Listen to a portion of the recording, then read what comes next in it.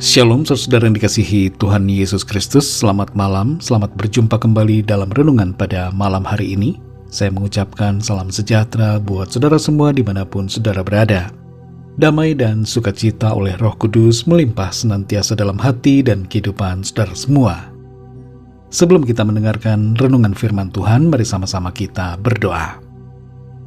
Kami mengucap syukur kepadamu ya Bapa di sorga, karena kemurahan-Mu dalam kehidupan kami di sepanjang hari ini. Oleh karena pertolongan-Mu lah, kami dapat melalui semuanya. Kami dapat mengerjakan segala tugas aktivitas kami dengan baik. Pada saat ini ya Tuhan, kami mau mendengarkan sabda firman-Mu. Urapi setiap kami. Berikan kami pengertian untuk kami dapat semakin mengenal-Mu dan mengerti akan kehendak-Mu. Dalam nama Tuhan Yesus kami berdoa. Haleluya. Amin. Saudara yang dikasihi Tuhan, ayat renungan kita pada saat ini terdapat dalam 2 Raja-Raja pasal yang ke-17 ayat 24. Tertulis demikian. Raja Asyur mengangkut orang dari Babel, dari Kuta, dari Awa, dari Hamat dan Sefarwaim, lalu menyuruh mereka diam di kota-kota Samaria, menggantikan orang Israel. Maka orang-orang itu pun menduduki Samaria dan diam di kota-kotanya. Saudara yang dikasihi Tuhan, dari ayat ini kita dapat memahami latar belakang mengapa orang-orang Israel tidak bergaul dengan orang-orang Samaria. Setelah Raja Salomo meninggal, kerajaan Israel terpecah menjadi dua, yaitu kerajaan utara dengan ibu kotanya Samaria dan kerajaan selatan dengan ibu kotanya Yerusalem. Setelah pemerintahan para raja di dua kerajaan ini, pada akhirnya kerajaan utara atau Samaria hancur dan penduduknya dibawa ke Asyur. Sedangkan kerajaan selatan yaitu kerajaan Yehuda juga akhirnya mengalami kehancuran karena serangan pasukan Babel dan penduduknya dibawa ke Babel. Bangsa Israel yang diangkut ke Babel akhirnya kembali ke Yerusalem setelah 70 tahun masa pembuangan. Dan mereka mulai menata kembali kehidupan mereka di sana, sampai akhirnya mereka dijajah oleh bangsa Roma. Berbeda dengan kerajaan selatan, kerajaan utara yang berpusat di Samaria, wilayahnya diisi dengan para imigran, yaitu orang-orang dari bangsa lain.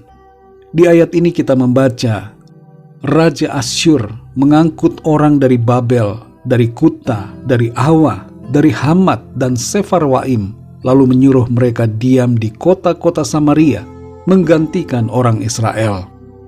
Dan orang-orang ini, saudara, hidup di Samaria dengan kepercayaan mereka sendiri, yang dicampur dengan kepercayaan bangsa Israel. Dalam 2 Raja-Raja 17 ayat 30-33 tertulis bahwa orang-orang Babel membuat patung Sukot Benot, orang-orang Kuta membuat patung Nergal, orang-orang Hamat membuat patung Asima, dan orang-orang Awa membuat patung Nibas dan Tartak. Orang-orang Sefarwaim membakar anak-anak mereka sebagai korban bagi Adramelek dan Anamelek, para allah di Sefarwaim. Di samping itu mereka berbakti kepada Tuhan. Mereka berbakti kepada Tuhan, tetapi dalam pada itu mereka beribadah kepada Allah mereka, sesuai dengan adat bangsa-bangsa yang dari antaranya mereka diangkut tertawan. Jadi dari sini saudara kita dapat mengerti mengapa bangsa Israel tidak bergaul dengan orang Samaria. Tapi saudara yang dikasihi Tuhan, kita membaca dalam Yohanes 4 ayat 1-42, bagaimana Tuhan Yesus berbicara dengan orang Samaria. Ia bercakap-cakap dengan seorang perempuan Samaria, yang kemudian membawa orang-orang lain dari bangsanya untuk datang kepada Tuhan Yesus dan percaya kepadanya. Tuhan Yesus bahkan diminta oleh orang-orang Samaria untuk tinggal di kota mereka selama beberapa hari, dan ia mengajar mereka di sana. Dalam Yohanes 4 ayat 39 tertulis, dan banyak orang Samaria dari kota itu telah menjadi percaya kepadanya. Saudara yang dikasihi Tuhan, apa yang kita dapatkan dari keseluruhan konteks ayat-ayat pada saat ini adalah tentang kasih Tuhan kepada semua orang dari segala bangsa. Tuhan tidak memandang kita dari suku atau bangsa apa. Ia tidak mendiskriminasi, tapi mengasihani. Ia tidak mengucilkan, tapi menyatukan. Ia tidak membinasakan, tapi menyelamatkan. Tuhan Yesus datang untuk segala bangsa di bumi ini, bukan hanya untuk bangsa Israel saja. Dan itu sebabnya Tuhan menyuruh para murid-Nya untuk menjadi saksinya di Yerusalem, di seluruh Yudea dan Samaria, dan sampai ke ujung bumi. Saudara yang dikasihi Tuhan, kita melihat kebangunan rohani di mana-mana.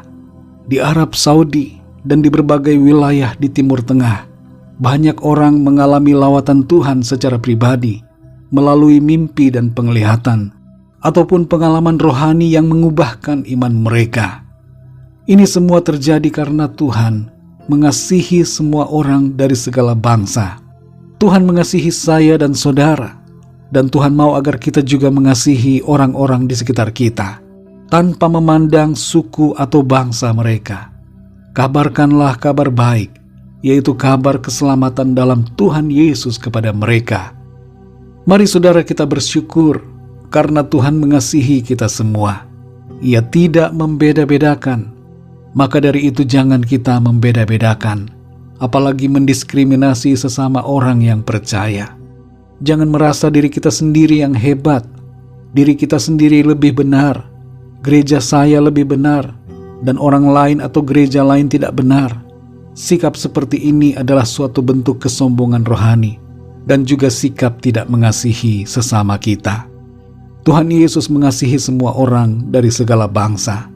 Kasih-Nya untuk semua bangsa. Bersyukurlah saudara dan bersukacitalah. Oleh karena kasih Tuhan, kita diselamatkan dan dianugerahi berkat kehidupan kekal. Mari kita berdoa saudara. Bapa kami yang di sorga, Bapa dalam nama Tuhan Yesus Kristus, kami mengucap syukur karena firman-Mu memberikan kami sukacita, kekuatan. Kami mengerti betapa besarnya kasih-Mu kepada semua orang dari segala bangsa. Engkau adalah Tuhan yang menciptakan kami manusia.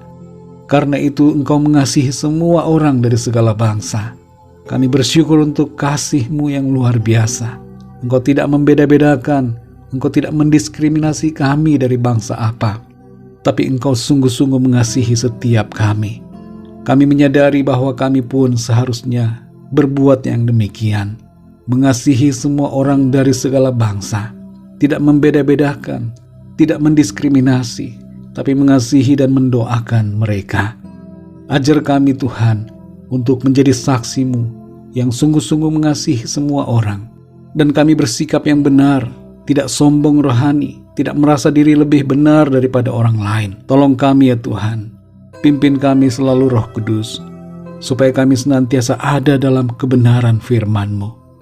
Berkati kami, lindungi kami di sepanjang malam ini. Lingkupi kami dengan kuat kuasa dan kasih-Mu. Kami berdoa bagi yang sedang dalam pergumulan, agar Tuhan memberikan jalan keluar. Yang sakit Tuhan sembuhkan, yang lemah Tuhan kuatkan, yang terikat dengan kuasa kegelapan Tuhan lepaskan pada saat ini. Kuasa-Mu mengatasi segala kuasa iblis. Terima kasih Bapa di sorga. Kami percaya kami alami kemenangan dan jawaban doa. Engkau selalu menopang dan menyertai kami. Hanya dalam nama Tuhan Yesus Kristus, Tuhan dan Juru Selamat kami sudah berdoa dan mengucap syukur. Haleluya. Amin. Puji Tuhan saudara yang dikasihi Tuhan, saya percaya firman Tuhan menjadi berkat dan kekuatan buat saudara semua. Dan Roh Kudus akan menolong saudara untuk lebih lagi memahami kebenaran firman Tuhan. Tuhan Yesus memberkati saudara semua. Selamat malam, selamat beristirahat, dan sampai jumpa dalam renungan yang berikutnya. Haleluya.